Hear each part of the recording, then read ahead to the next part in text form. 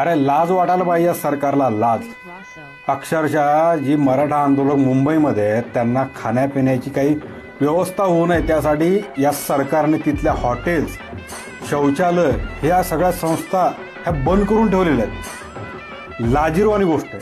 त्या हॉटेलात काही ते फुकट जायला जेवायला जाणार नव्हते, पैसे आहेत त्यांच्याकडे, पण ते आंदोलन करायला आले. त्यांचं आंदोलन मोडीत निघावं त्यासाठी हे बिनलाजी निर्लज्ज सरकार त्या हॉटेल चालकांना, चहा व्यावसायिकांना धमकावले. असं त्या गोष्टी कानावर आलेत की चहाची दुकानं सुद्धा तुम्ही उघडे ठेवू नका, म्हणजे यांचे हाल होतील. अरे मराठे आहेत ते, चटणी भाकरीवर युद्ध खेळलेली माणसं आहेत. लाजा वाटू द्या जरा तुम्हाला. चटणी भाकरीवर त्यांनी दिल्ली काबीज केली आम्ही. तुम्ही काय चहाचं हॉटेलचं घेऊन बसलेत. अख्खा मराठा समाज मुंबईत उलटलाय. गावागावातून फक्त 5 आणि 10% मराठे गेले, अजून 90% मराठा गावांमध्ये.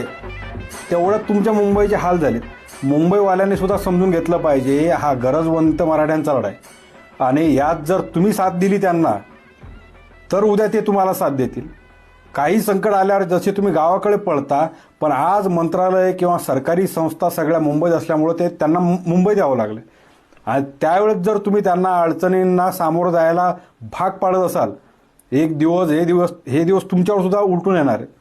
त्यामुळे मुंबईकरांनी सुद्धा लक्षात ठेवा की आपल्या मराठा बांधवांना मदत कशी करता येईल हे लक्षात ठेवा, आणि या जुलमी सरकारच्या विरोधात कसं लढता येईल हे लक्षात ठेवा.